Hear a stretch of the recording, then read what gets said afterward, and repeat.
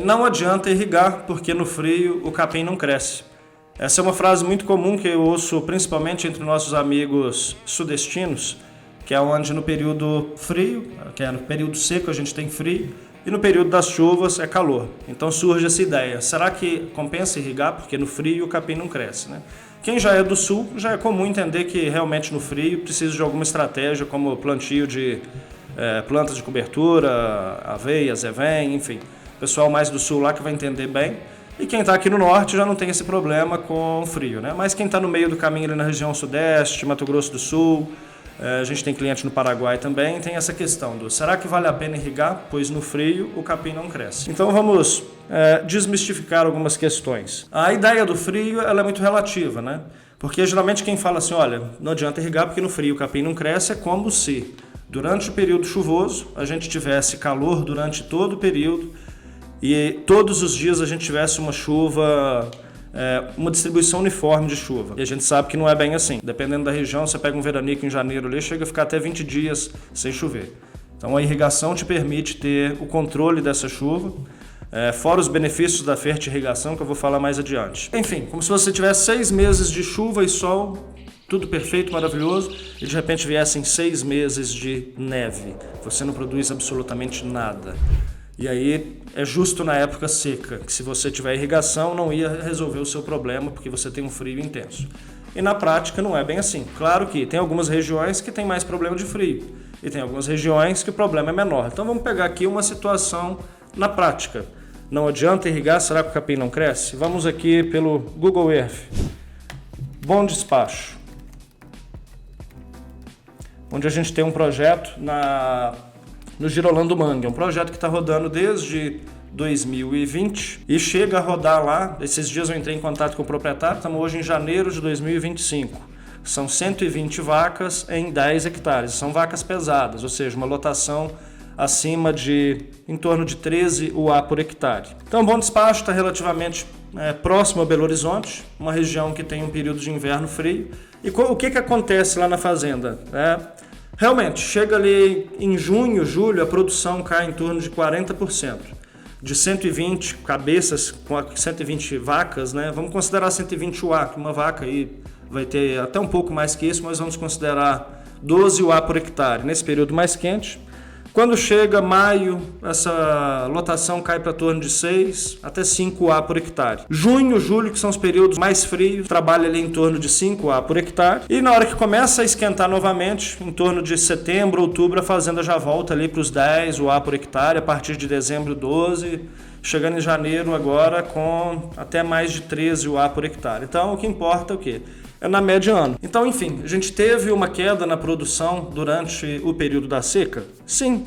Essa queda ela deve ser previsível, para isso a gente tem uma planilha, né, uma metodologia que se chama orçamentação forrageira. A gente, por outro lado, também tem uma outra planilha de controle que é evolução de rebanho. Então, para cada mês do ano, eu sei o que eu vou ter de carga animal. Se você está numa atividade de recria, por exemplo, se o animal ganha 1 quilo por dia, ele é um bezerro de 300 quilos, no próximo mês ele tem 330, no outro ele vai ter 360. Se ele está numa TIP, ele vai ganhar 1,5 kg, talvez. Ou se ele está numa recria mais básica, com a suplementação mais baixa, vai ganhar 800 gramas, enfim. Então, mês a mês, conforme o inventário animal, eu sei o que eu vou ter de pasto.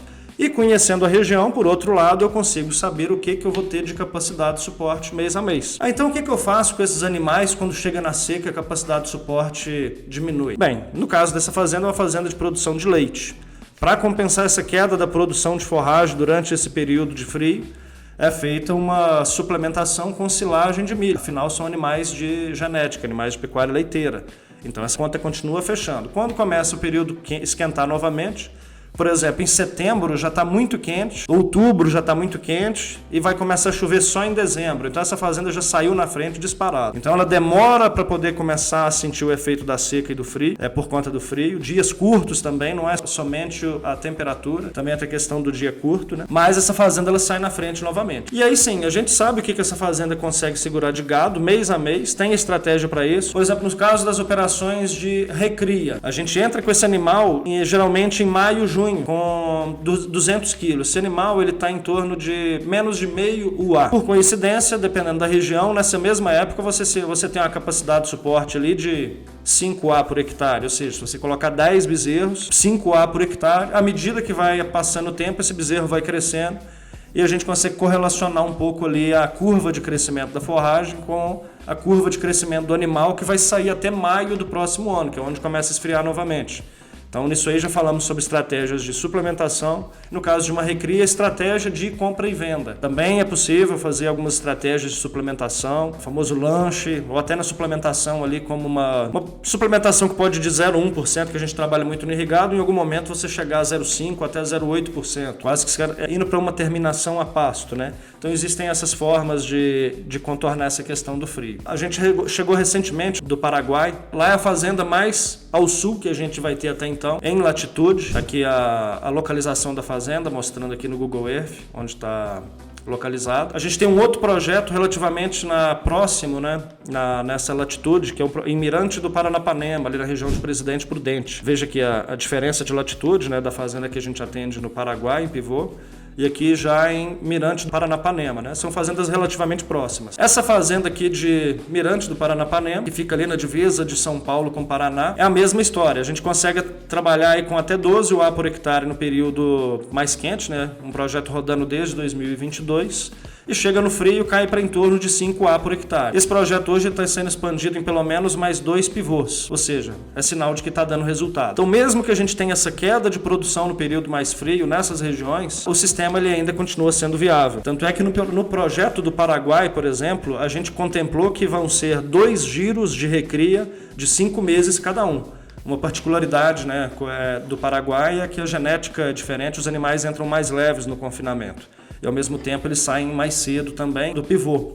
Então isso permite a gente dar giros mais curtos. Então estamos trabalhando hoje com 2 giros de 5 meses no ano, considerando que 2 meses, que são o período de frio intenso, que é junho e julho, ou julho e agosto, mais ou menos nesse intervalo, como se a gente não fosse produzir nada. Utilizamos essa referência para fazer o plano de negócio e no final das contas a gente sabe que vai segurar alguma coisa, mas para tornar o cenário seguro.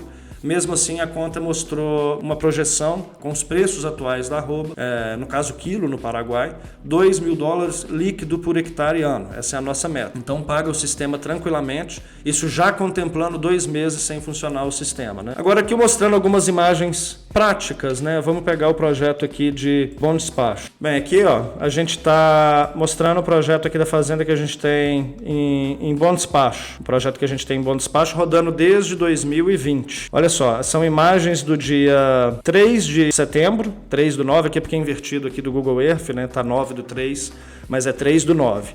Veja, a gente olha ao redor na região, tudo seco. Então, ó, nessa época aqui, não tem frio mais em setembro. E olha a cor do capim aqui, ó, na prática. Nessa época aqui, a fazenda já está com a lotação aí de pelo menos 7, 8A por hectare. Essa é a hora de oportunidade, essa é a hora de comprar gado dos outros. É comprar gado de quem está com a corda no pescoço, de quem está sem comida. Então você ter uma irrigação nessa fase te dá vantagens competitivas, não somente em questão de ter alimento para o próprio gado, como vantagem competitiva de poder, por exemplo, antecipar a compra de uma recria. Comprar bezerro magro para poder levar eles num pasto irrigado até chegar no período das chuvas, entrar em rotacionado, enfim. Você entra com esses animais leves aí nessa área irrigada, por exemplo, mais cedo, você sai na frente. Quer ver? Vamos aqui agora para Morada Nova de Minas, relativamente perto de Bom Despacho, na latitude próxima, que é um outro projeto que a gente tem em Morada Nova de Minas. Ó, aqui é um projeto de pivô, onde a gente tem aqui, ó, são as imagens do dia 7/11. Mas vamos aqui mexer nas imagens aqui para a gente colocar uma data anterior aqui. Bem, essa aqui é a imagem a gente tinha um projeto lá em metade do pivô. Olha só que interessante, são imagens do dia 19 de agosto de 2022. Olha só a diferença do pivô comparado com as demais áreas.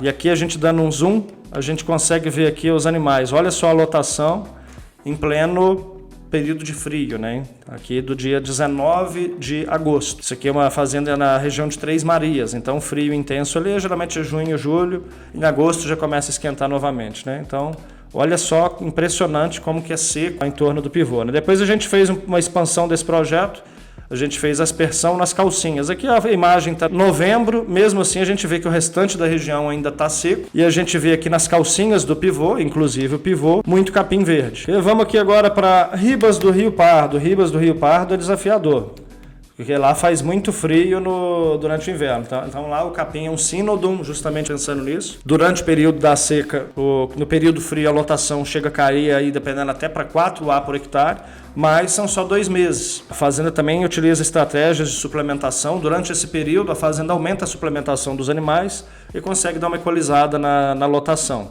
Mas, em compensação, quando chega no período quente agora, de chuva, a lotação decola. Uma das grandes vantagens de você ter a irrigação não só é a aplicação de água, é você poder fazer o parcelamento da adubação, principalmente nitrogenada, pela água. Facilita muito. Você não vai entrar com o trator na área de 15 em 15 dias.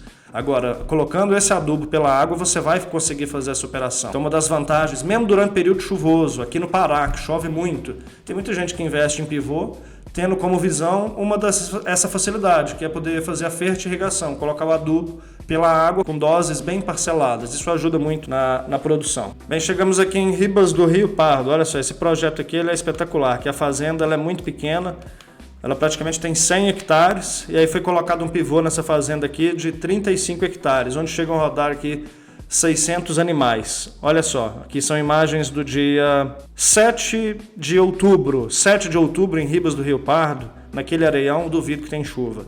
A gente vê aqui ao redor todas as fazendas com pasto rapado, muito seco, e a gente olha aqui o pivô com esse vigor todo aqui, ó, em pleno período de seca. Diminui a lotação? Sim, mas no período das águas a gente compensa. Como eu disse, não chega a inviabilizar o sistema, né? Então, enfim, alguns projetos que eu trouxe aqui para poder mostrar, para desmistificar um pouco dessa ideia de não adianta irrigar porque no frio o capim não cresce.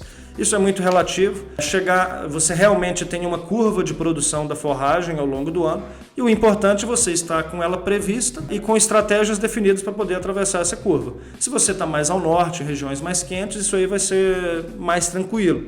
Mas o que importa é adequar situações. Isso não quer dizer que vai inviabilizar o projeto a ponto de se dizer que não vale a pena irrigar pasto, porque no frio o capim não cresce. Só dando algumas ideias aqui para você. E esse trabalho todo de orçamentação forrageira, prever a carga animal ao longo do ano, fazer esse planejamento, compra e venda de animais, suplementação, adubação, todo esse trabalho a gente tem dentro do nosso pacote de consultoria. Se quiser saber mais sobre o nosso trabalho, fiquem ligados aqui nas nossas redes sociais.